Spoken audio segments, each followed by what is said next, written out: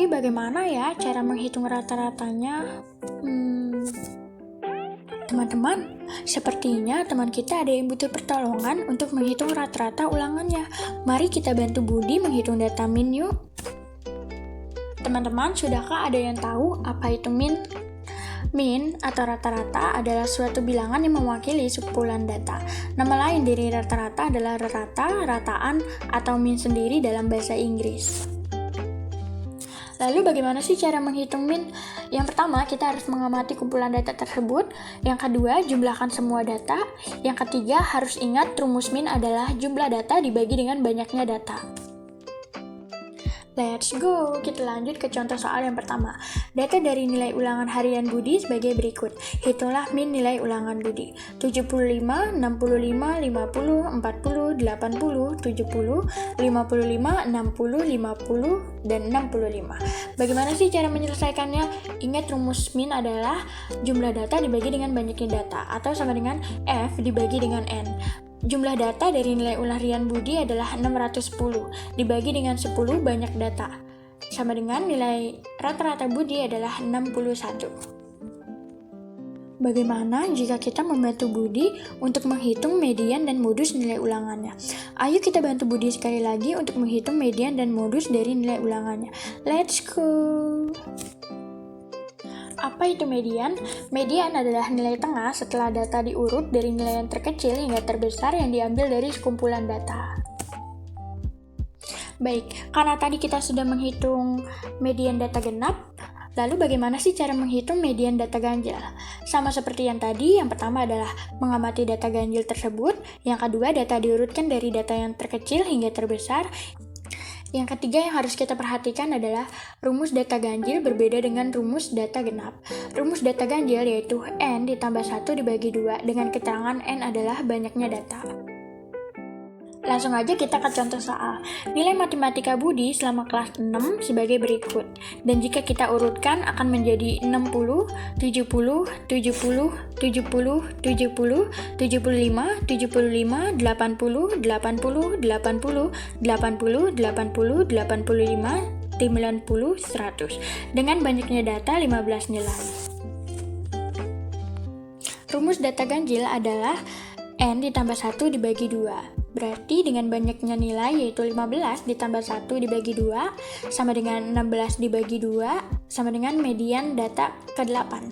Data ke-8 adalah 80. Jika kita sudah menemukan data ke-8-nya, maka median dari nilai matematika Budi kelas 6 adalah 80. Lalu bagaimana sih cara menghitung median data genap? Yang pertama, kita harus mengamati data genap tersebut. Yang kedua, data diurutkan dari nilai yang terkecil hingga yang terbesar. Yang ketiga, kita harus ingat rumus data genap, yaitu N dibagi 2 ditambah N dibagi 2 ditambah 1, lalu semuanya dibagi dengan 2. Dengan keterangan, N itu adalah banyak dari data tersebut. Langsung saja kita coba menghitung median dari data nilai genap dari nilai ulangan Budi. Yang pertama, setelah data diurutkan, Budi mendapatkan nilai 60, 70, 70, 70, 70, 75, 75, 80, 80, 80, 80, 80, 80, 85, 90, dan 100. Dengan jumlah data yaitu 16 nilai. Ingat bahwa rumus dari median data genap adalah N dibagi 2 ditambah N dibagi 2 ditambah 1 lalu dibagi 2 semuanya. Jika N dari data genap nilai ulangan Budi sebanyak 16, berarti sama dengan 16 dibagi 2 ditambah 16 dibagi 2 ditambah 1 lalu dibagi 2. Data ke-8 ditambah dengan data ke-9 dibagi 2. Data ke-8 mendapatkan hasil 80, sedangkan data ke-9 mendapatkan hasil 80 juga.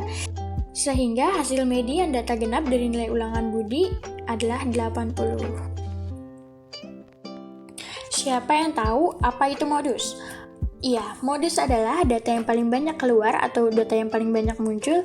Modus juga bisa dibilang data dominan dalam sebuah kumpulan data. Lalu bagaimana sih cara menghitung modus? Yang pertama, kita harus mengamati data tersebut.